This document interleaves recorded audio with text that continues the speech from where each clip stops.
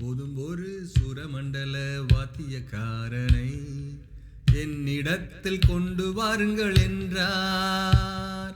சுரமண்டல வாத்தியக்காரன் வந்து வாசித்த போது கர்த்தர் கரம் அவன் மேல் இறங்கினது.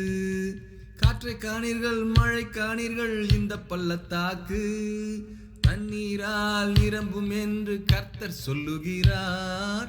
காற்றை காணீர்கள், மழை காணீர்கள், இந்த பள்ளத்தாக்கு தண்ணீரால் நிரம்பும் என்று கர்த்தர் சொல்லுகிறார். இப்போதும் ஒரு ஸ்வரன் மண்டல வாத்தியக்காரனை என்னிடத்தில் கொண்டு வாருங்கள் என்றார். கர்த்தரும் இரட்சகருமாகிய இயேசு கிறிஸ்துவின் நாமத்தில் தீர்க்க தரிசன மாணவர்களுக்கும் தீர்க்கதரிசிகளின் புத்திரர்களுக்கும் அன்பின் வாழ்த்துக்கள். நாகும் 2வது அதிகாரம் 11-12. சிங்கங்களின் வாசஸ்தலம் எங்கே? பாலசிங்கம் இறை தின்கிற இடம் எங்கே? கிழச்சிங்கமாகிய சிங்கமும் சிங்க குட்டிகளும் பயப்படுத்துவார் இல்லாமல் சஞ்சரிக்கிற ஸ்தானம் எங்கே? சிங்கம் தன் குட்டிகளுக்கு தேவையானதை பீறி தன் பெண் சிங்கங்களுக்கு வேண்டியதை தொண்டையை பிடித்து கொன்று இறைகளினால் தன் கெபிகளையும் பீறி போட்டவைகளினால் தன் தாபரங்களையும் நிரப்பிற்று என்கிற தேவனுடைய வார்த்தையை நாம் கற்றுக்கொள்ளப் போகிறோம். எனக்கு பிரியமான தீர்க்க தரிசன மாணவர்களே, தீர்க்க தரிசன பயிற்சி என்பது தேவனுடைய வல்லமையை பூமிக்கு கொண்டு வருவதற்கான ஒரு வழி. எந்த ஒரு துறையிலும் கல்வி அறிவு இல்லாமல் முன்னேற்றம் இருக்காது. அதே போல தீர்க்க தரிசன கல்வியிலும் கூட நாம் தேவனுடைய வல்லமையின் மீதே நோக்கமாக இருக்கிறோம். நம்முடைய நம்பிக்கை என்ன? தேவன் மனிதர்களுக்கு வரங்களை கொடுக்கிறார். அந்த வரங்களை வைத்து ஜனங்களை கலக்க முடியும். அதுவே நம்முடைய அழைப்பும் நோக்கமுமா இருக்கிறபடினாலே தேவனுடைய ஆவியானவரும் நம்மோடு இணைந்து கொள்வதற்கு அதிக பிரியமுள்ளவராக இருக்கிறார். ஹல்லேலூயா. இதுல முதலாவது பார்க்கிறோம், சிங்கங்களின் வாசஸ்தலம் எங்கே? சிங்கங்கள் எங்க இருக்கும்? காடுகளிலே, அதுவும் குறிப்பாக காடுகளுக்கு நடுவிலே அவைகளுடைய குகைகளிலே அவைகள் தங்கி இருக்கும். சிங்கங்களின் வாசஸ்தலம் எங்கே? பாலசிங்கம் இறை தின்கிற இடம் எங்கே? கிழச்சிங்கமாகிய சிங்கமும் சிங்க குட்டிகளும் பயப்படுத்துவார் இல்லாமல் சஞ்சரிக்கிற ஸ்தானம் எங்கே என்றுதான் வேதம் கேட்கிறது. இப்போ ஏன் சிங்கங்களை குறித்து தேவன் சொல்லுகிறார்? சிங்கங்களை குறித்து நமக்கு சொல்லும் பொழுது நாம் கற்றுக்கொள்ள வேண்டிய காரியங்கள் என்ன என்பதை நாம் சற்று கூர்ந்து கவனிப்பது அவசியமாயிருக்கிறது. ஆரோக்கியமான உபதேசங்களும் தேவனுடைய இருதயத்தின் தைரியத்தை பற்றி அறிகிற அறிவும் ஒரு ஆவியை, ஒரு ஆத்துமாவை, ஒரு சரீரத்தை பலனுக்குள்ளாக மாற்றுகிறது. நாம் கேட்கிற பிரசங்கங்களும் பிரசங்கிமார்களும் அல்லது பிரசங்கம் அல்லாத மற்ற உலக உபதேசங்களும் ஞானோபதேசங்களும் புத்திக்கு அடுத்த காரியங்களிலும் ஒன்றை நாம் அறிந்து கொள்ள வேண்டும். நாம் பார்க்கிறவனுடைய, நாம் கேட்கிறவனுடைய அல்லது நம்முடைய குருநாதருடைய குணாதிசயங்களை நாம் ஏற்றுக்கொள்ள சம்மதித்தே ஒருவனுடைய பேச்சை கேட்கிறோம். ஒரு பாடத்தை கற்றுக்கொள்ளும் பொழுது அந்த ஆவி, ஒரு ஆசிரியனிடம் இருக்கிற அதே ஆவி மாணவனுக்குள்ளாக கடந்து போகிறது. இது எந்த துறையிலும் நடக்கும். குரு சிஷ்யன். அதே போல எலியா என்கிற தீர்க்கதரிசி இந்த நோக்கத்தோடு கூட அவன் ஒரு பாடசாலையை நடத்தி வந்தான். தீர்க்கதரிசிகளுக்கு என்று இருக்கிற ஒரு பாடசாலை. ஆகவே நம்முடைய ஸ்கூல் ஆஃப் ப்ராஃபிட்ஸுமே தீர்க்கதரிசிகளுடைய ஒரு பாடசாலையாக இருக்கிறது. இந்த பாடசாலையிலே எனது மாணவர்களாக மாணவிகளாக நீங்கள் கற்றுக்கொண்டு வருகிற நேரத்திலே ஒன்று நிச்சயமாக நடந்தேற வேண்டும். சர்வ வல்லமை உள்ளவருடைய தைரியத்தின் ஆவி உங்களுக்குள்ளாக இறங்கும். சர்வ வல்லமை உள்ள ஒரே தேவனுடைய இருதயத்தில் காணப்படுகிற தைரியமும் மன உறுதியும் என் மூலமாக உங்களுக்குள்ளாக கடந்து வருகிறதா இருக்கிறது. ஹல்லேலூயா. தோல்வியையும் வெற்றியையும் சந்திக்காத ஒரு மனுஷனும் கிடையாது. தோல்வியை மட்டுமே சந்தித்துக் கொண்டு வருகிற ஒரு மனுஷனும் கிடையாது. வெற்றியையே சந்தித்துக் கொண்டு வருகிற ஒரு மனுஷனும் கிடையாது. அப்போ வாழ்க்கை பயணத்திலே தோல்வியும் வெற்றியுமாய் மாறி மாறி வருகிறது. இந்த மாற்றங்களுக்கு அடுத்த பூமியிலே எது நிரந்தரம் என்று பார்க்கும் பொழுது தேவனுடைய ஆவி தருகிற பலனே நிரந்தரமாக இருக்கிறது. ஹல்லேலூயா. தோல்வியின் போதும் நமக்கு இந்த ஆவி நம்மை தேற்றுகிறதா இருக்கிறது. வெற்றியின் போதும் அந்த ஆவி நம்மோடு கூட இசைந்து நம்மை பக்குவப்படுத்துகிறதாகவும் இருக்கிறது.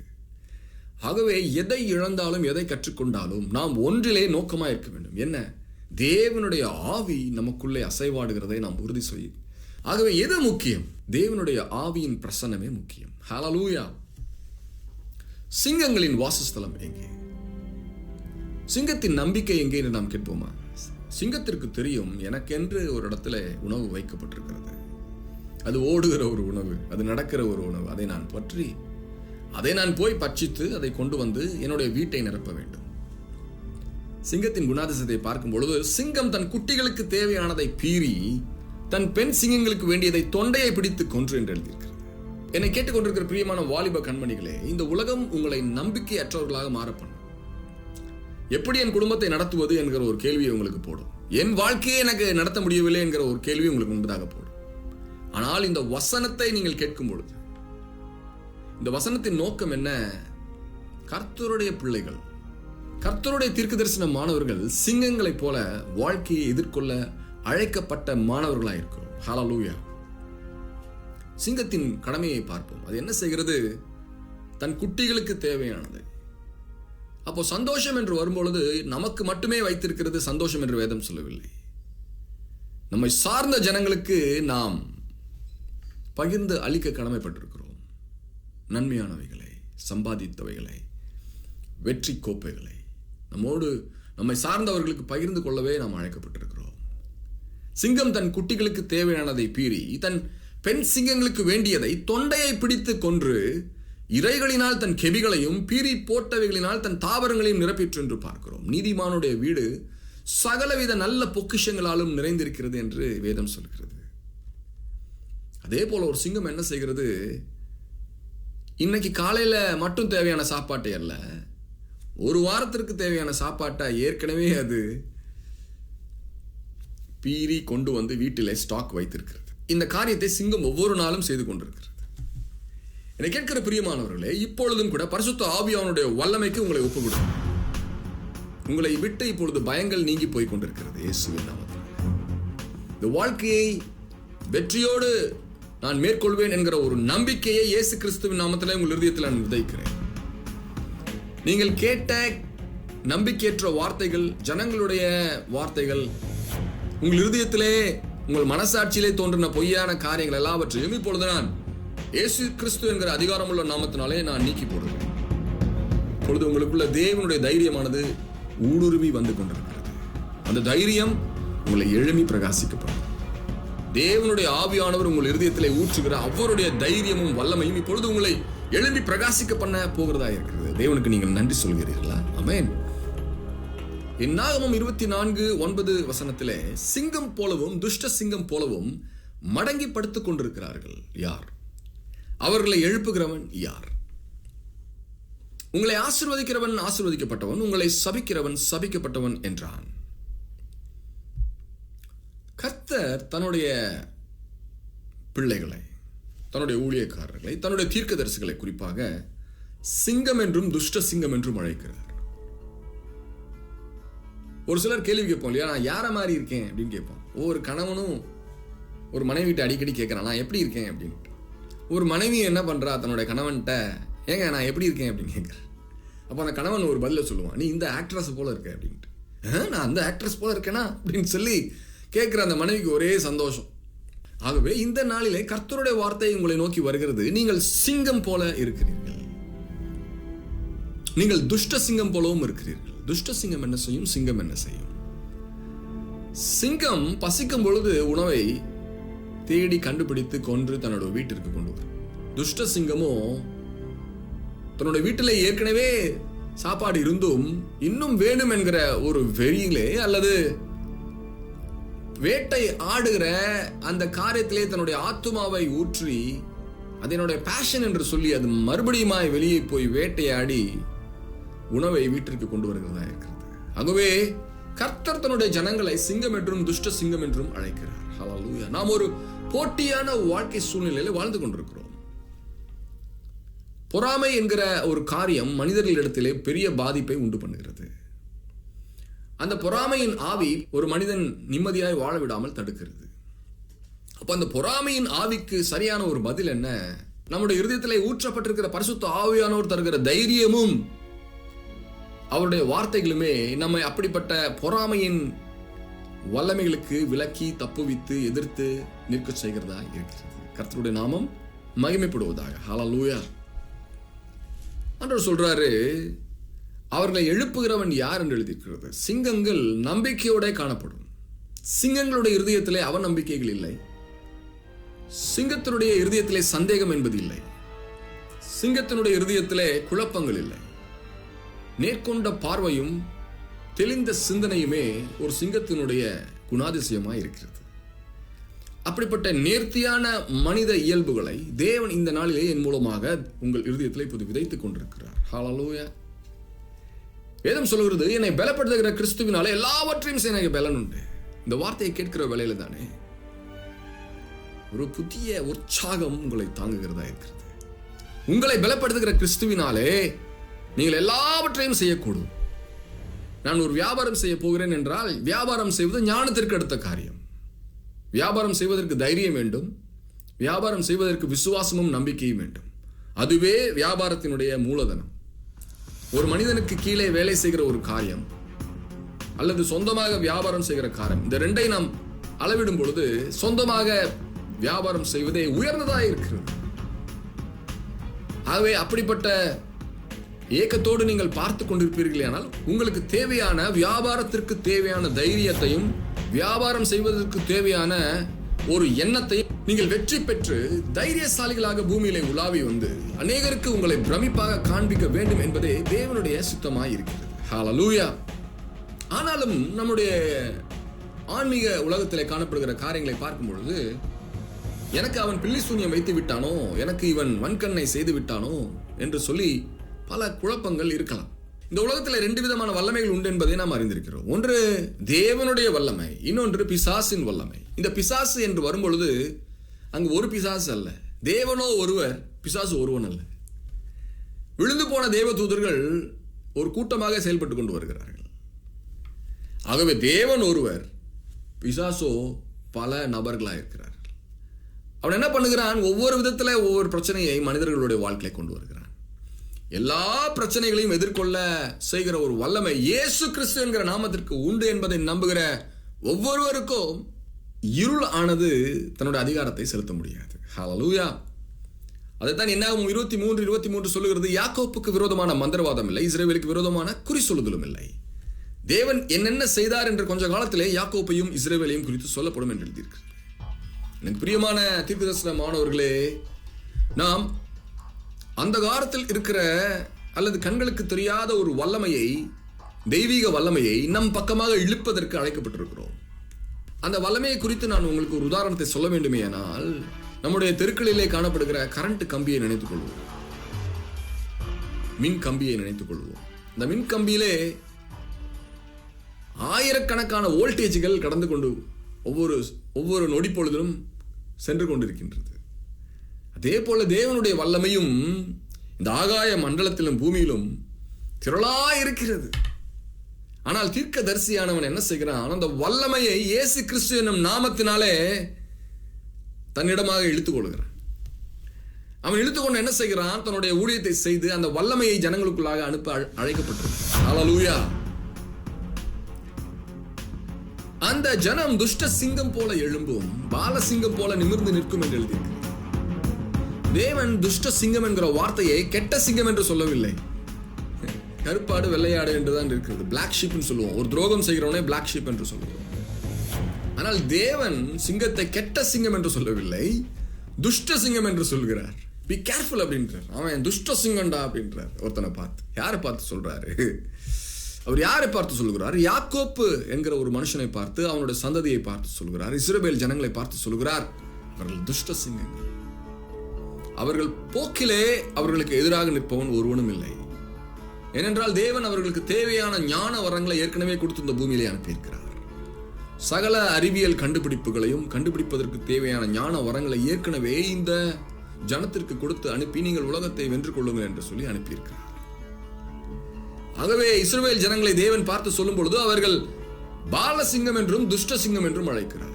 இயேசு கிறிஸ்துவின் இரத்தத்தின் மூலமாக நாம் ஆபிரகாமின் சந்ததியாக மாறிவிட்டோம் என்று வேதம் சொல்கிறது.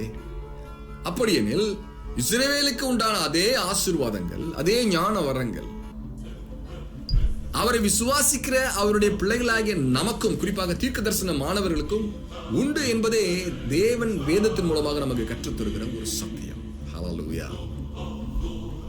ஆகவே இந்த நாளில் நான் சொல்கிறேன், ஒருவேளை நீங்கள் ஊழியத்திற்காக கடந்து செல்வீர்கள், இந்த நாளிலே உங்கள் ஊழியம் செழித்திருக்கும். இந்த நாளிலே இயேசு கிறிஸ்துவின் நாமத்தை சுமந்து செல்கிற உங்களுக்கு திறந்த வாசல்கள் உண்டாயிருக்கும். நீங்கள் சொல்லும் பொழுது அது நடக்கும். நீங்கள் சபிக்கும் பொழுது அந்த காரியம் சபிக்கப்பட்டு விடும். நீங்கள் ஆசீர்வதிக்கும் பொழுது அந்த காரியம் ஆசீர்வதிக்கப்பட்டுவிடும். ஹல்லேலூயா. தேவனுடைய நாமம் மகிமைப்படுவதாக. வெளிப்படுத்துதல் 5வது அதிகாரம் 2வது வசனத்திலே, அப்பொழுது மூப்பர்களில் ஒருவன் என்னை நோக்கி, நீ அழ வேண்டாம், இதோ யூதா கோத்திரத்து சிங்கமும் தாவீதின் வேறுமானவர் இப்புஸ்தகத்தை திறக்கவும் அதன் 7 முத்திரைகளையும் உடைக்கவும் ஜெயம் கொண்டிருக்கிறார் என்றான்.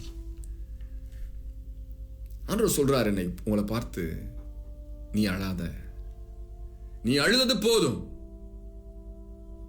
இதுவரைக்கும் உன் நஷ்டத்தினாலே நீ அழுதது போதும், நீ இழக்க கொடுத்தவர்களின் நிமித்தம் அழுது புலம்பினது போதும், நீ எழுந்து நில் என்று சொல்லி தேவனுடைய வார்த்தை உங்களை நோக்கி கடந்து வருகிறது. உன்னை பலப்படுத்துகிறவன் நான் அல்லவா என்று சொன்னார், உன்னோடு கூட வருகிறவன் நான் அல்லவா என்று சொன்னார். ஆகவே இந்த நாளிலே உங்களுக்கு ஒரு நம்பிக்கை உண்டு. உங்கள் இருதயத்திலே காணப்படுகிற சகல விதமான கசப்புகளை இயேசு கிறிஸ்துவின் நாமத்தினாலே நான் நீக்கி போடுகிறேன். இயேசு கிறிஸ்துவின் நாமத்தினாலே உங்கள் இருதயத்திலே காணப்படுகிற இருளின் வல்லமைகள், அது கண்ணீராகவும் அழுகையாகவும் இருக்கலாம், மனம் உடைந்த சூழ்நிலையாகவும் இருக்கலாம், இப்பொழுது தேவனுடைய வல்லமை உங்கள் இருதயத்தை பலப்படுத்துகிறது. எதுவுமே நடக்காதது போல நீங்கள் இப்பொழுது எழுந்து நடந்து போய் கொண்டிருக்கிறீர்கள். உங்களுக்கு முன்பதாக இருக்கிற இந்த நாள் வெற்றிகரமான நாளாக இந்த நாளிலே மாறுகிறது. ஹல்லேலூயா. கடந்த காலத்தின் சிந்தனைகளின் நிமித்தம் நீங்கள் நொறுங்கினது போல, கடந்த காலத்தின் சிந்தனைகள் இனி உங்கள் இருதயத்திலே தோன்றாதபடிக்கு தேவனுடைய ஆவியானவருடைய வல்லமையின் கரத்திற்கு உங்களை ஒப்புக் கொடுக்கிறேன். ஹல்லேலூயா. இதோ யூதா கோத்திரத்து சிங்கமும் தாவீதின் வேறுமானவர் புஸ்தகத்தை திறக்கவும் என்று எழுதியிருக்கிறது. தீர்க்க தரிசன மாணவர்களாகிய நாம் 2 பெயர்களின் அடிப்படையிலே நம்முடைய ஊழியத்தை செய்து கொண்டு வருகிறோம். ஒன்று, நம்முடைய இடது கரத்திலே அவர் யூத கோத்திரத்து சிங்கமாய் இருக்கிறார், நம்முடைய வலது கரத்திலே அவர் தாவீதின் வேராய் இருக்கிறார். சிங்கமும் வேறுமாய் நம்முடைய கைகளிலே அவரை பிடித்துக் கொண்டு நாம் முன்னேறி செல்கிறவர்களாய் இருக்கிறோம். அந்த முன்னேற்றத்தின் பாதையிலே என்றென்றும் வெற்றி உண்டு. ஜனங்களும் ஜனங்களின் ஆவியும் பிசாசின் கிரியைகளும் நமக்கு முன்பதாக எதிர்த்து நிற்பதில்லை. ஏனென்றால் புஸ்தகத்தை திறக்கவும் அது 7 முத்திரைகளை உடைக்கவும் ஜெயம் கொண்டிருக்கிறார் என்றான் என்று எழுதியிருக்கிறது பாருங்க. அப்படி நமது இடது கரத்திலே யூத கோத்திரத்து சிங்கத்தையும் நமது வலது கரத்திலே தாவீதின் வேரையும் பிடித்துக் கொண்டு நாம் போகிற வேளையிலே திறந்த புஸ்தகம் நமக்கு முன்பதாக இருக்கிறது. நமக்கு முன்பதாக காணப்படுகிற முத்திரைகளை இயேசு கிறிஸ்துவானவர் உடைத்து போடுகிறார். நமக்கு முன்பதாக இருக்கிற தடைகளை இயேசு கிறிஸ்துவானவர் உடைத்து போடுகிறார். நம்முடைய காரியங்களிலே ஜெயம் மழை போல இறங்குகிறது. வெற்றியும் செழிப்பும் ஜீவனுமாய் நம்முடைய வார்த்தைகள் வெளிப்படுகிறது. நம் ஆசீர்வாத பிரபஞ்சத்துக்குள்ளாக கடந்து போகிறோம். ஹல்லேலூயா. நாம் பேசும்பொழுது என்ன நடக்கிறது, தீர்க்கதரிசிகள் வாயை திறந்து தீர்க்க தரிசனம் உரைக்கும் பொழுது என்ன நடக்கிறது என்பதை நான் உங்களுக்கு கற்றுத் தருகிறேன். இயேசு சொன்னார், மனுஷன் பேசுகிற ஒவ்வொரு வார்த்தையை குறித்தும் எனக்கு முன்பதாக ஒரு நாள் அவன் கணக்கு கொடுக்க வேண்டும் என்று. அப்போ இயேசு வார்த்தையை சொன்னார். அவர் என்ன சொன்னார்? இயேசு மகா சத்தமாய் கூப்பிட்டு ஜீவனை விட்டார் என்று எழுதியிருக்கிறது. ஒவ்வொரு முறையும் நாம் தீர்க்க தரிசனம் உரைக்கும் பொழுது அந்த நாளிலே தேவன் மகா சத்தமாய் கூப்பிட்டு ஜீவனை விட்ட அதே வல்லமை நம் மூலமாக வெளிப்படுகிறது. ஹல்லேலூயா. நான் தீர்க்க தரிசனம் உரைக்கிறேன் கர்த்தாவே என்று நாம் சொல்லும் பொழுது தேவன் தன்னை நினைவு கூறுகிறார். மகா சத்தமாய் கூப்பிட்டு தன் ஜீவனை விட்டதை நினைவு கூறுகிறார். அப்பொழுது என்ன நடந்தது? ஒவ்வொரு முறையும் அவர் மகா சத்தமாய் கூப்பிட்டு ஜீவனை விட்டார் என்ற சூழ்நிலையிலே ஒவ்வொரு முறையும் தேவாலயத்தின் திரைச்சீலை மேல் தொடங்கி கீழ் வரைக்கும் 2ஆக கிழிகிறது என்கிறதை பார்க்கிறோம். தீர்க்க தரிசன மாணவர்களே, நீங்கள் தீர்க்க தரிசனத்தை உரைக்கும் பொழுது ஒவ்வொரு முறையும் திரைச்சீலை கிழிகிறது. ஜனங்களுடைய இருதயத்திலே காணப்படுகிற திரை விலகுகிறது. அது எப்பேற்பட்ட மூடிக்கொண்டிருக்கிற ஒரு கவரா இருந்தாலும், ஒரு கவரேஜா இருந்தாலும், அந்த அரணான கோட்டைகள் இப்பொழுது தகர்க்கிறது. ஏனென்றால் இயேசு கிறிஸ்துவானவர் மகா சத்தமாய் கூப்பிட்டு ஜீவனை விட்டபடினாலே அவருடைய நாமத்தினாலே தீர்க்க தரிசனம் உரைக்கிற நமக்குமே ஒவ்வொரு முறையும் இயேசுவின் சத்தமானது கடந்து வந்து பூமியிலே தடைகளை உடைக்கிறதாகவும் இருதயத்தின் சூழ்நிலைகளை மாற்றுகிறதாகவும் இருக்கிறது என்பதை நாம் அறிந்து கொள்வோம். ஹல்லேலூயா.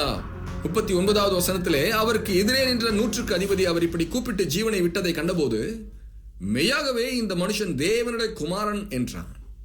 ஒவ்வொரு முறையும் நாம் தீர்க்க தரிசனத்தை உரைக்கும் பொழுது அந்த வார்த்தையானது கிரியை செய்து உருவமாகவோ அல்லது ஒரு அற்புதமாகவோ நடக்கும் பொழுது என்ன நடக்கிறது? ஜனங்கள் சொல்லுவார்கள், மெய்யாகவே இந்த மனுஷன் தேவனுடைய தீர்க்கதரிசி, மெய்யாகவே இந்த நாளில் தேவன் உங்களை தேவனுடைய தீர்க்கதரிசி என்று மனுஷனுடைய வாயினாலே சொல்ல பண்ண போகிறார். ஹல்லேலூயா. எனக்கு பிரியமான தீர்க்க தரிசன மாணவர்களே, மாணவிகளே, இந்த நாளிலே ஒரு விசேஷத்த வல்லமை உங்கள் மீது அனுப்புகிறேன். நீங்கள் சொல்லி அது பலிக்கும். நீங்கள் சந்திக்கிற ஜனங்களை பார்த்து நீங்கள் ஒரு தீர்க்க தரிசன வார்த்தையை சொல்லுவீர்கள், அது பலிக்கும். உடனே நீங்கள் காதுகளிலே கேட்கப் போவது என்ன? மெய்யாகவே இந்த மனுஷன் தேவனுடைய குமாரன் என்றான் என்று எழுதியிருக்கிறபடியாக நான் சொல்லுகிறேன், நீங்கள் மெய்யாகவே தேவனுடைய தீர்க்க தரிசி என்கிற வார்த்தையை உங்கள் காதுகளிலே கேட்பீர்கள். ஒரு சில நாட்களுக்கு முன்பதாக ஒரு முதியவர் ஒருவருக்காக நான் ஜெபம் பண்ண போயிருந்தேன். அவருடைய மகன் சொன்னார், அவருக்கு கிட்னி ஃபெயிலியர் ஆகிவிட்டது என்று சொல்லி அந்த ரிப்போர்ட்ஸை காமிச்சார். அடுத்த நாளுக்கு அவங்க டெஸ்ட்டுக்கு போகணும், மெடிக்கேஷனுக்கு போகணும். அப்போ ஒரு பாட்டை பாடி ஸ்தோத்திரம் பண்ணி, கர்த்தருக்கு ஸ்தோத்திரம் பண்ணி, எண்ணெயை பூசி ஜெபம் பண்ணி கடந்து போய்விட்டேன். சில வாரங்களுக்கு கழித்து அந்த மகனானவர் எனக்கு ஒரு வாட்ஸ்அப்பில் 2 பிடிஎஃப்ஸ் அனுப்பிச்சிருந்தார். ஒன்று பழைய ரிப்போர்ட்டு, இன்னொன்று புதிய ரிப்போர்ட்டு. பழைய ரிப்போர்ட்டில் அந்த கிட்னி எவ்வளவு டேமேஜ் ஆயிருக்கு, எவ்வளவு ஃபாஸ்ட்டாக அது இன்னும் செயலிழக்க போகிறது என்கிற காரியத்தை சொல்லியிருந்தார்கள். அடுத்த ரிப்போர்ட்டில் எல்லாமே நார்மல் என்கிற ஒரு ரிப்போர்ட் வந்திருந்தது. ஹல்லேலூயா. தேவனுடைய நாமம் மகிமைப்படுவதாக. ஆகவே இப்பொழுதும் கூட என்னை பார்த்து கொண்டிருக்கிற எனக்கு பிரியமான ஜனங்களே, உங்கள் வாழ்க்கையில் இப்பொழுது காணப்படுகிற வேதனைகள், குறிப்பாக இன்க்யூரபிள் டிசீஸை வைத்துக்கொண்டு என்னை நீங்கள் கவனிப்பீர்களே, ஆனால் அந்த நாளிலே என்னுடைய நண்பனுடைய தகப்பனுக்கு நான் செய்த ஜெபத்தை கேட்டு தேவன் அவருக்கு அற்புதம் செய்தாரே, அதே அற்புதம் செய்த தேவனுடைய நாமத்தினாலே நான் வருகிறேன். இப்பொழுதும் இயேசு கிறிஸ்துவின் நாமத்தினாலே உங்களுடைய சரீரத்திலே காணப்படுகிற கிட்னி வியாதிகள் சுகமாகிறது இயேசுவின் நாமத்தினாலே. நீங்கள் ஆமீன் என்று சொல்லும்பொழுது அது நடக்கும். ஹல்லேலூயா. என்னுடைய வெல் விஷர்ஸ் சொன்னாங்க, நீங்க சுகமளிக்கும் வல்லமையை பெற்றிருக்கிறதை நாங்கள் உணர்கிறோம், தொடர்ந்து அதை செய்யுங்கள், அநேகருக்கு அது பிரயோஜனமா இருக்குன்னு சொன்னாங்க. அதனால நான் செய்கிறேன். ஹல்லேலூயா. தேவனுடைய நாமம் மகிமைப்படுவதாக. தீர்க்க தரிசன மாணவர்கள், தீர்க்க தரிசன ஊழியத்தை செய்கிறவர்கள், தீர்க்க தரிசன பயிற்சிக்கு தன்னை உட்படுத்திக் கொள்ளுகிறவர்களுக்கு இவைகள் அவர்களுடைய வேலையா இருக்கிறது. இதை அவர்கள் செய்தே ஆக வேண்டும். கர்த்தராகிய இயேசு கிறிஸ்துவானவர் இந்த பூமியிலே உலாவிக் கொண்டிருந்த பொழுது அவர் அதிகமாய் செய்த ஒரு அற்புதம் ஜனங்களுக்கு சுகத்தை தருவது. ஆகவே இந்த நாளிலும் கூட என்னை பார்த்து கொண்டிருக்கிற உங்களுக்கு இயேசு கிறிஸ்துவின் நாமத்தினாலே சுகத்தின் ஆவியை கட்டவிழ்க்கிறேன். அந்த ஆவி உங்களுக்குள் இறங்கும் பொழுது பிசாசினால் விதைக்கப்பட்டிருக்கிற வேதனைகள், பிசாசினால் விதைக்கப்பட்டிருக்கிற வியாதிகள் இப்பொழுது நீங்கும். அவருடைய ஆவி உங்களுக்குள்ளாக இப்பொழுது இறங்கி கொண்டிருக்கிறது. சுகத்தின் ஆவி இறங்கி கொண்டிருக்கிறது, பலத்தின் ஆவி இறங்கி கொண்டிருக்கிறது, உற்சாகத்தின் ஆவி இறங்கி கொண்டிருக்கிறது, அற்புதத்தின் ஆவி இறங்கி கொண்டிருக்கிறது. உங்கள் நம்பிக்கை இப்பொழுதே இமய மலை போல உயர்கிறது. ஹல்லேலூயா. கர்த்தாவே, இந்த இயற்கைக்கு மேற்பட்ட சூழ்நிலை உடைய கரத்தில் ஒப்புக் கொடுக்கிறேன். ஒவ்வொருவருக்கும் அற்புதம் ஆண்டவரே. ஒரு சிலர் சொல்லுகிறீர்கள், என்னுடைய பல்லில ஒரு பெரிய வலி இருந்து கொண்டிருக்கிறது என்று. அப்பொழுது அந்த வலியை இயேசுவின் நாமத்தில் நான் நீங்கி போகும்படி கட்டளை கொடுக்கிறேன். ஹல்லேலூயா.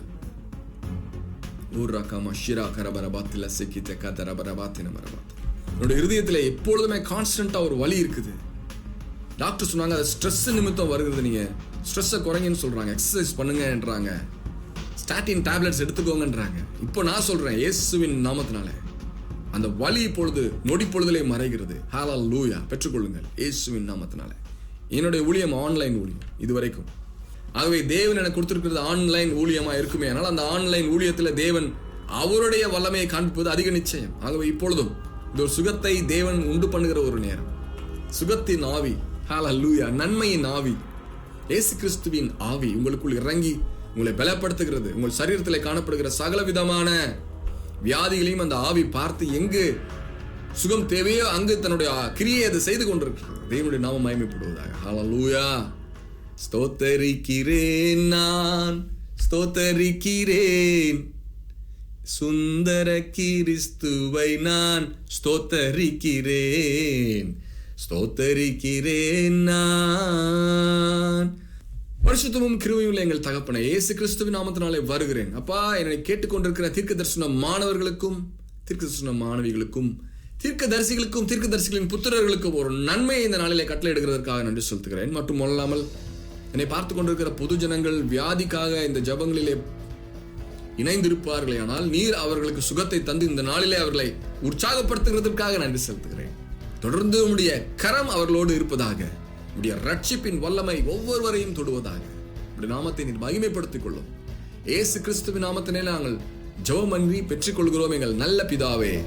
ஆமென். ஹல்லேலூயா. God bless you friends. Stay connected. Shalom.